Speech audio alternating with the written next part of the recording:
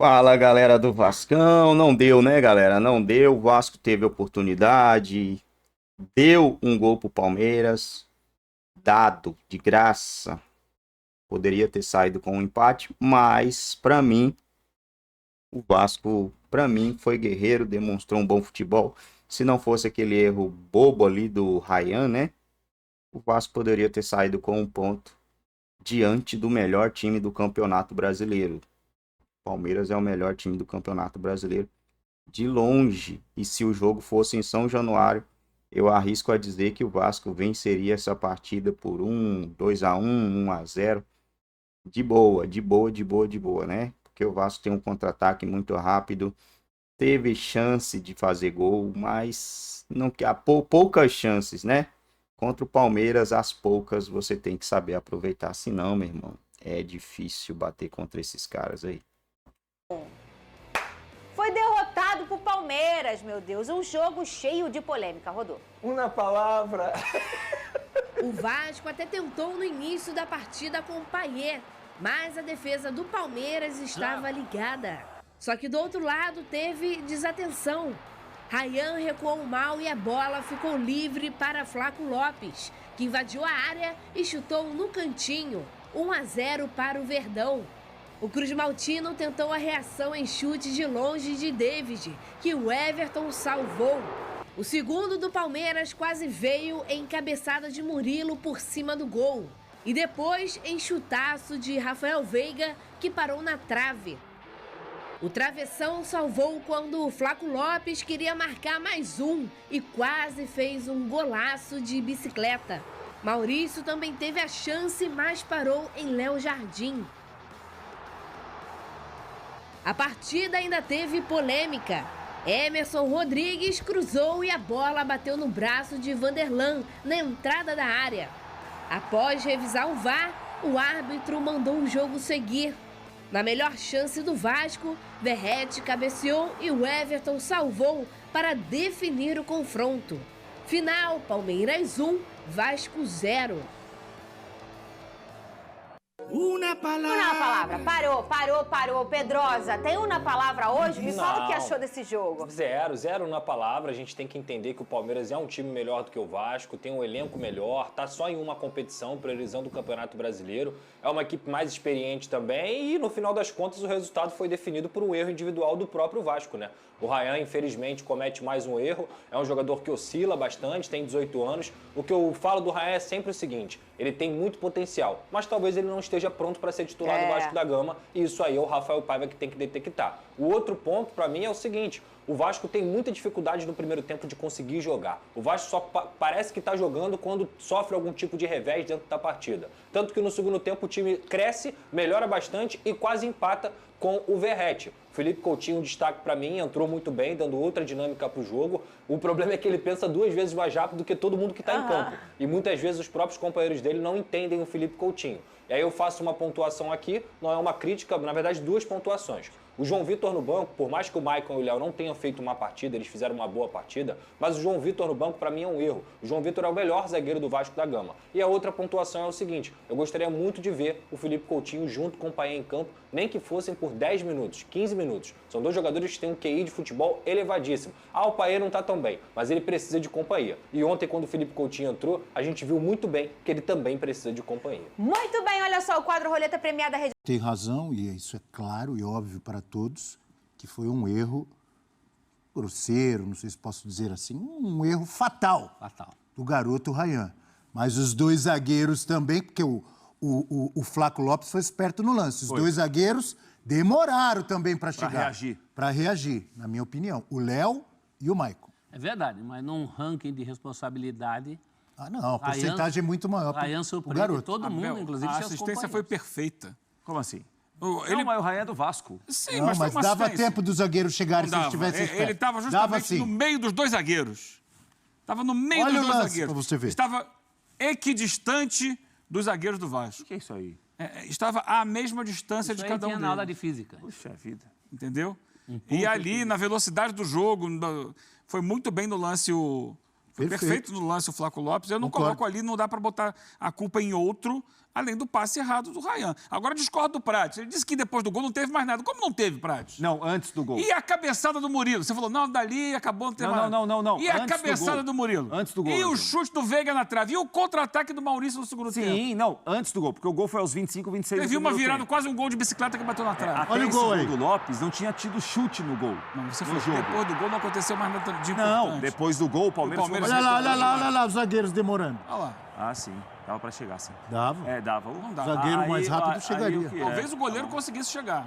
O goleiro? Sim. Tá de Agora, brincadeira. A bola passou perto da mão O dele. Lopes, além do gol, boa Coitado do participação. goleiro. Foi o melhor em campo pra mim, o Flaco Lopes. O Lopes foi bem. Agora, vamos lá. Teve a falha do Ryan, sim, uma assistência para o time adversário. Mas ela só aconteceu Por quê? porque o Palmeiras estava pressionando na marcação. E isso a gente tem que olhar para o futebol de todas as maneiras. Verdade. E sempre Isso foi é- assim. Não. Como foi o gol do Daverson contra o Flamengo na final da Libertadores? Como foi? Então, sempre foi assim o Escorregão. Palmeiras. O Palmeiras. Palmeiras. Sim, é isso que eu tô Tô dizendo. colocando. Então, é o mérito do gol, tem a falha do Ryan, mas você vê que o Vanderlan estava em cima dele. Mas o Cortando o adversário... espaço, dificultando. Então, essa atitude também dá ao Palmeiras mérito pela marcação. Quando então, o garoto deu passe, tinha 2 ou 3 palmeirenses cercando ele. Pode olhar. Mas o adversário te pressionar não impede que você mande a bola pro mato. Não sei, impede, se mas você tome uma atitude Não tô, dessa, eu não tô do Felipe justificando Melo. Ele o errou. professor. Você Eu não tô pode- justificando o erro do garoto, do espana. Ryan. Eu estou dizendo que estou completando, concordando com o Eugênio quando ele diz: o Palmeiras tem o mérito de Sim. pressionar O Palmeiras está na dele. e atrapalhar Aí, a saída do Vasco. Vê o que você vai fazer. E no Agora não futebol pode fazer hoje, isso. no futebol mundial, a gente vai ver a quantidade de gols que acontecem dessa forma. Pressão, marcação, pressão, forçando o erro do adversário. A gente viu agora há pouco nos gols ali o gol do Botafogo, mesma coisa. Pressiona. O cara fica tonto, ele não sabe o que vai fazer. Não dá pra ficar chutando toda a bola pra fora, porque você chuta pra fora, o cara pega, bate o lateral rapidinho e tá no gol também. Então, Mas é melhor do que ficar direto, né? tem o erro forçado. Tem uma expressão muito usada no tênis, né? O Prates, que é um grande praticante do O tênis. professor agora ele se contradisse. Ele falou que é melhor chutar para fora do que... Mas ele sempre foi defensor do futebol do Fernando Diniz. Ué? Mas não disso. Fernando Diniz não deixa os caras chutarem para fora. Disso eu nunca Deixa, defendi, claro que não. deixa. Tem momentos em que é melhor você espanar. Até concordo por isso, com você. Até por Sabe isso. que eu me lembro muito quando você fala isso, professor? Quando alguém fala isso, eu me lembro de um jogo fatídico. Qual? Brasil e Itália 82? Não. Brasil e Alemanha em 2014. Ah. Tem um momento do jogo Ah. que o Brasil tem a bola dominada, tava com o Maicon na lateral E aí? direita. Ele olha e joga pra lateral. Tipo, eu não sei o que fazer com a bola. Ah, mas ali foi 7, fora o baile. Então. Não lembra disso, não. E quando você pega e joga a bola pra fora assim, ó. Toma, não quero saber da bola, não. Você dá dizendo pro adversário, eu não sei jogar. Vem pra cima. Não é pra fora, pra frente, pra cima. Eu acho que tem que tentar Pro jogar. cara do lado. Agora ele errou, ele não levantou Tem a várias cabeça. opções, Ele, né? de repente, pode ter achado que ali era um jogador do Vasco. Pode ser. Eu acho assim. Olha, tá com a cabeça baixa. Como você É um jovem colocou- ainda, ele é bom jogador. Se você colocou Olá no futebol, pessoal, cada vez mais sejam aparecem bem-vindos a esses mais lances. um vídeo, a Então mais vamos um criar react aqui do anticorpos pra esses canal. lances. Não vamos toda hora, porque isso também é passar um atestado de desespero. Eu acho que é pior ainda.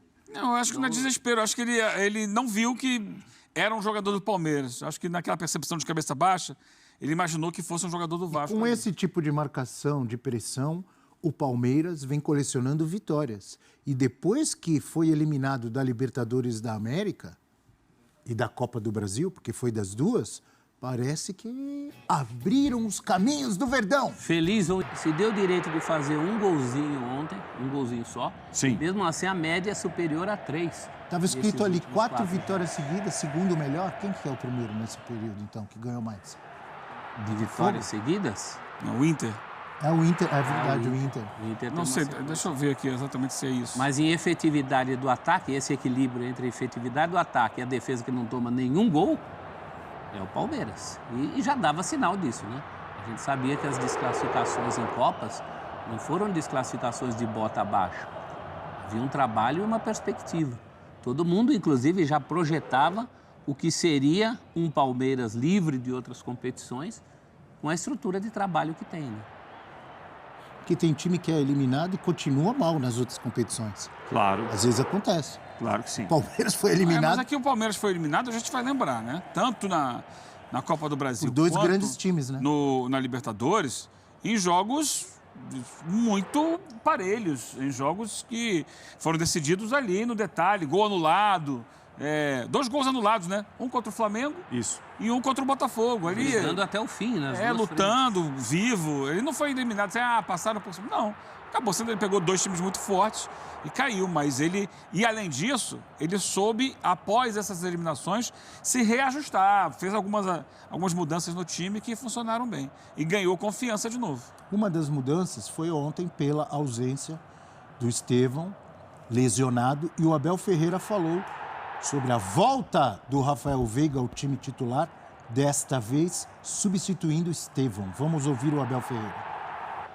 Se o Abel é mais por dentro, é uma retomada. O Rafael Veiga tem sido um dos principais jogadores dessa grande fase do Palmeiras dos últimos anos. Então, que bom que tem um outro lugar para ele no time. E o elenco é muito forte, né? Se você pensa, por exemplo, que ainda tem o Zé Rafael, que era até outro dia titular e destaque, entrou ontem.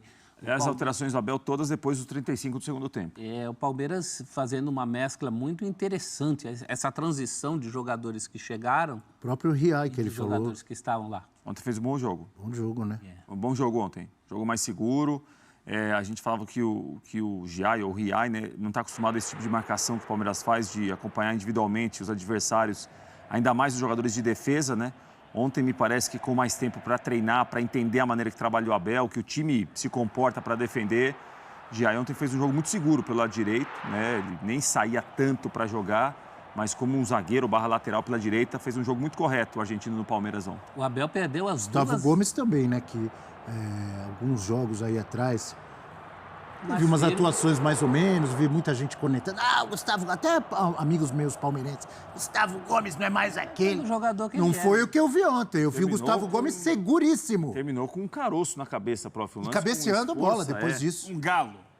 Para alguns, o Gustavo Gomes melhor até que o Gamarra. Não exagera. Sara, segura. Tem... Segura, dá uma segurada. Dá uma segurada. Ele é muito bom, mas Gamarra não. Vai dar discussão. Vai dar corte. Vai dar corte. Fala isso lá em Assunção para você ver o que fazem com você lá no Paraguai. Até porque lá não gostam do Gomes, né? Sempre gostaram do Gamarra. E a gente não pode esquecer... grandes zagueiros. Já pensou essa dupla de zaga? Sim. O Paraguai sempre forneceu grandes defensores, né? Mais do que atacantes. E a gente não pode esquecer que o Abel teve problemas nas duas laterais, né? Sim. Ele perdeu os 2 laterais titulares, e no caso da lateral direita também o reserva, e fez o time andar, o time continua andando. É muito mérito desse Na esquerda, 2, né? Na esquerda também. Queiroz e o Caio. Exato, o Caio também, suspenso. Atenção! Epa! Vamos ao lance mais... Eu posso, antes do lance, falar mais falado, mais polêmico do jogo de ontem. Você quer falar algo antes? Isso. Sobre o pênalti? Não. Não? É sobre a corrida do Palmeiras. Diga. Analisando, o Praça, quando eu falei analisando, ele pensou logo naquela música. Analisando essa cadeira de As Meninas. O grupo que cantava chamava-se As Meninas. Analisando a lista de jogos do Palmeiras e dos outros clubes, eu tirei uns minutos para ficar olhando sobre isso. Você vai bem nisso aí. Para mim, o Palmeiras tem a sequência mais difícil daqui até o final do campeonato. E você lembra da sequência dessa música que falava que o de cima sobe, que o de baixo desce? Segura aí, que daqui a pouco você vai trazer isso, porque nós vamos falar do lance... Eu não posso analisar essa cadeira editária. Pode, mas você desvirtuou o assunto. Não, tá bom. E o Carlos Eugênio Simon tá esperando. Tá esperando mesmo. Deu nem pra molhar o bico, eu ia falar, você já... Não vou cortar. O Simon tem prioridade. Simon, vamos lá, Simon! Calma. Tô na dúvida, inclusive. Primeiro vamos ouvir Abel Ferreira falando sobre o lance. Mas não era o Simon? Normalmente o Abel Ferreira é Marcelo Santana. Santana. Carlos Eugênio Simon, quem está com a razão aí? Bom dia, amigo. Bom dia, Abel, Prats, Eugênio, Celso, a todos que nos acompanham. Tá? Mandar um beijo e um abraço para o Gael e para a Sara, que hoje acordaram cedo para ver o Vô na televisão. Não foi pênalti, tá? O árbitro, o que aconteceu nesse lance? Né? Provavelmente, de acordo com a minha experiência, o assistente, Michael e Stanislau, todos gaúchos, né, o trio de arbitragem, disse pegou na mão. O árbitro vacilou, o Rafael Klein, árbitro da FIFA, tanto é que ele demora um pouco para tomar a decisão, tá? E apita. Ele não sabe se é dentro ou fora e o assistente não tem a precisão de dizer se é dentro ou fora. Aí o que acontece? O VAR interveio, o Gilberto Castro, corretamente, tá? Porque não é infração, a mão está próxima ao corpo, não é um gesto antinatural e não é mão deliberada. Portanto, não é nada, é jogo que segue. O VAR sugeriu revisão, ele foi na beira do campo e disse, realmente isso aí não tem nada. Isso aí não é nada, Abel. Aí ele recomeça de acordo com o protocolo, bola ao chão dentro da grande área. Então, a decisão do árbitro foi correta. A posição do Bandeira foi equivocada. O Bandeira não tem que dizer nada. Na minha época até se falava, não tinha o VAR. Porque se ele deixa correr essa jogada, o assistente, que ele não tem essa precisão, saber se é dentro ou fora, o VAR ia chamar. Se é uma mão escandalosa, uma mão para ser sancionada, aí sim o VAR intervém. Neste caso, o Bandeira se meteu equivocadamente. Quem fez a lambança aí foi o assistente. E aí o VAR foi muito bem e sugeriu revisão, porque isso aí não é lance de infração. Eu só fiquei com uma dúvida, porque você disse, né, o árbitro marcou falta, fora da área. Aí você disse, não foi nada, o VAR acertou ao chamá-lo e a falta foi anulada. Mas o VAR não pode chamar para anular uma falta. Então o VAR chamou porque foi dentro da área. Pênalti. É isso?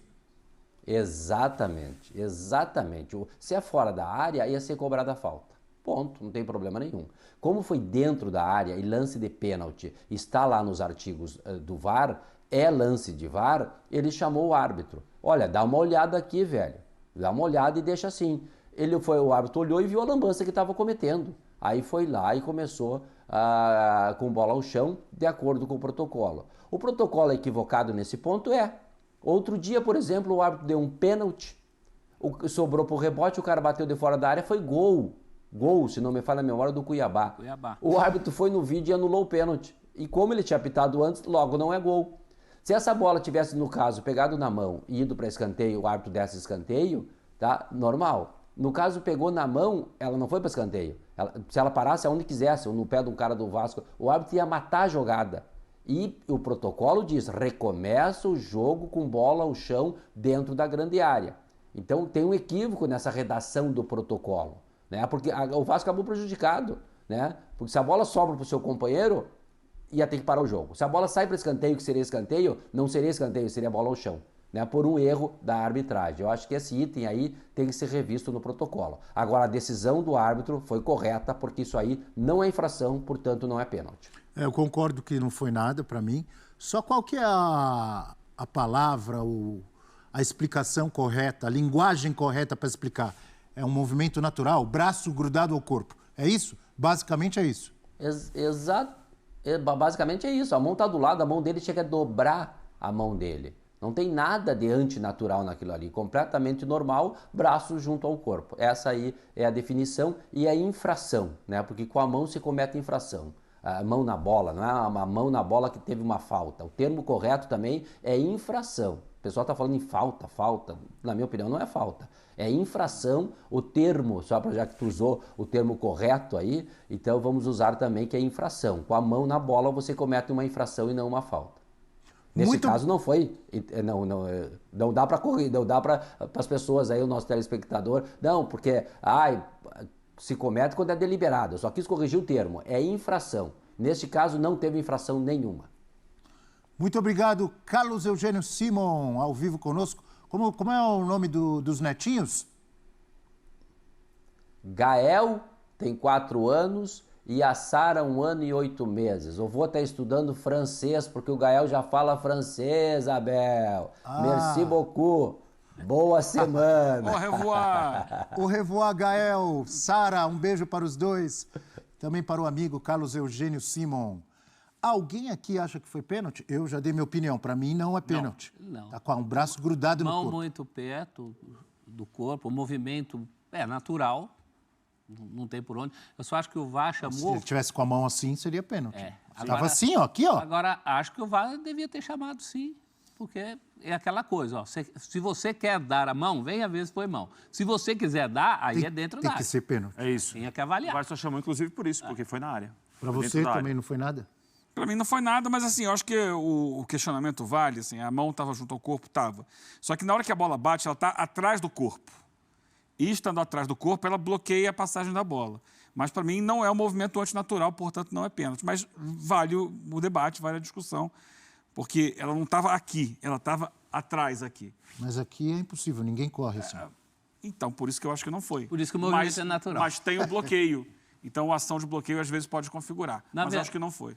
Nem que não seja um movimento natural, mas antinatural ele não é. O que é essa reclamação toda do Vasco? Para Porque causar, para causar. De 1 a 0. praxe. Pressão para o próximo jogo, é Next isso, game. né? Next game? Isso aí. All right. El Essa próximo praxe partido? Sim. Muy bien, muy bien. Praxe? Todo mundo reclama. Todo mundo que não ganha o jogo. Quando você ganha, quando o erro da arbitragem é a seu favor, ou quando você ganha, mesmo tendo tido um erro da arbitragem contra, você fica mais... Possivelmente, Se fosse o mesmo lance do outro lado, o mesmo lance do outro lado, seria a com a reclamação. mesma decisão, ia vir o diretor do Palmeiras, ou o próprio Abel, reclamando que não deram pênalti para ele, Com os mesmos e ia vir o argumentos técnico do do Vasco dizendo que foi tudo certo. Com os mesmos argumentos do Abel. Exatamente isso. E não é porque é Vasco e Palmeiras, é porque assim é o futebol. No Brasil, principalmente. É isso aí, galera. O Vasco teve a oportunidade, teve chance também de sair com um empate nesse jogo. Não foi como no jogo do Flamengo, né? Aonde também o Flamengo foi superior, mas no fim o Vasco conseguiu um empate, onde o Palmeiras também foi superior. Não foi uma superioridade tão grande como foi no jogo do Flamengo, né? Pelo menos ao meu ver. E um jogo onde o Vasco merecia mais ter feito um gol foi esse contra o Palmeiras. Mas valeu muito o gol contra o Flamengo. Eu acho que o torcedor trocaria, né? Com tranquilidade essa derrota aí por um empate com o Flamengo. E com o gol do Coutinho ainda, porque tem aquela rivalidade, aquela história, né? E o Vasco hoje segue aqui ainda brigando por uma vaguinha na pré-Libertadores. E com o futebol que está jogando, o Vasco me convenceu de que ele merece estar na parte de cima da tabela. 35 pontos, primeiro time na zona de rebaixamento com 28, o Corinthians. 35 para 28 são 7 pontos, 2 rodadas. Faltando 11 para o Corinthians e 12 rodadas para o Vasco da Gama, é muito difícil tirar uma diferença de 7 pontos. No Vasco não tem mais esse tipo de briga, né? A briga mesmo vai ficar tentando uma vaga na pré-Libertadores, porque na Sul-Americana acredito que o Vasco já está bem garantido. Fluminense e Corinthians que vão ter que lutar muito para sair dessa zona de rebaixamento aí. O Corinthians está uma casinha com o futebol que vem jogando também. Acredito que o Corinthians sairá fácil dessa zona de rebaixamento, né? O Fluminense também joga um futebol para não ficar na zona de rebaixamento. Joga um bom futebol. Perdeu o Botafogo ali na Bacia das Almas, né? Um jogo bem disputado. Felipe Melo entregou e o Ryan entregou no lado do Vasco, né? 2 entregas aí. E no Flamengo também, né? O goleiro entregou a paçoca, cara. Que loucura, né? Os 3 cariocas entregando gols aí que acabou deixando os times sair derrotados. E se não tivesse essas entregas, os 3 sairiam com pelo menos um empate na partida. Que loucura, né, mano? Que doideira. O Vasco segue 3 jogos sem vencer, que é o normal. Eu falei que viria, né? Falei que viria essa sequência aí. E após uma boa sequência de jogos sem perder, de vitórias e empates, vem a oscilação, né? Próximo jogo do Vasco agora é Cruzeiro. E depois, no dia 3, o Atlético Mineiro vai enfrentar 2 times de Minas, então.